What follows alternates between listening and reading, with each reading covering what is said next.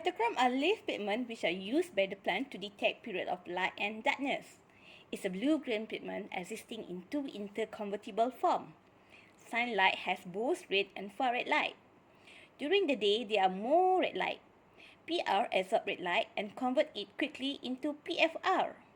PFR absorbs far-red light and converted back to PR quickly during the night. PFR converts to PR spontaneously but slowly in the dark, without far-red light.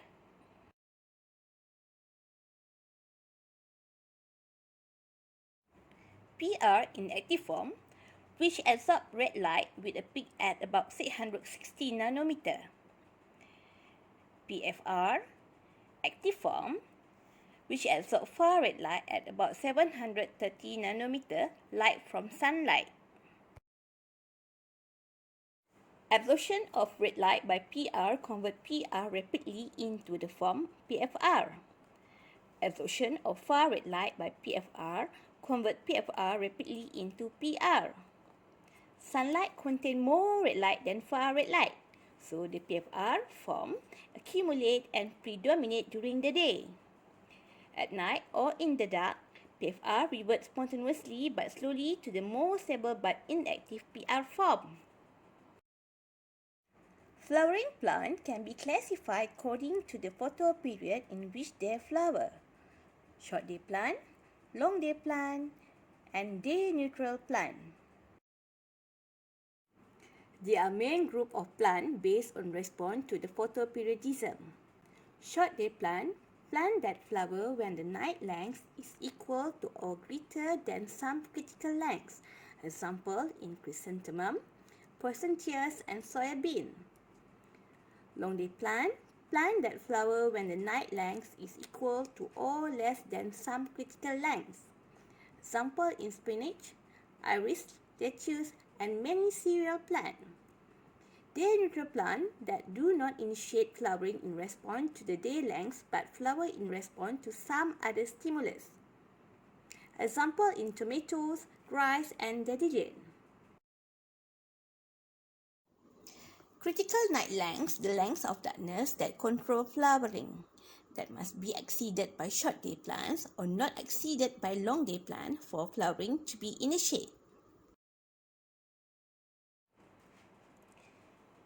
Role of phytochrome in photoperiodism and flowering. PFR is the active form that controls the flowering. During the day, PR absorbs the red light and changes to PFR.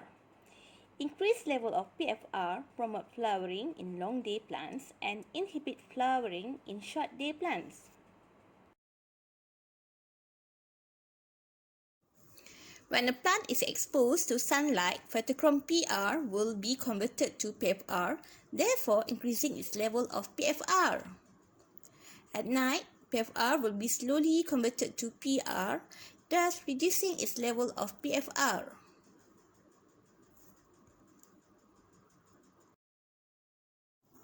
High level of PFR stimulate the conversions of inactive precursor into fluorescent. PFR is converted back to PR slowly during the night. Only some PFR is converted to PR. Sufficient of PFR remain to initiate flowering in long day plant. High level of PFR stimulate the conversions of inactive hormone precursor into a flowering hormone called fluorescent that function to induce flowering in long day plant. Photoperiodism in short day plant flower when the length of daylight is shorter than a critical length. During the long night, all PFR is converted to PR.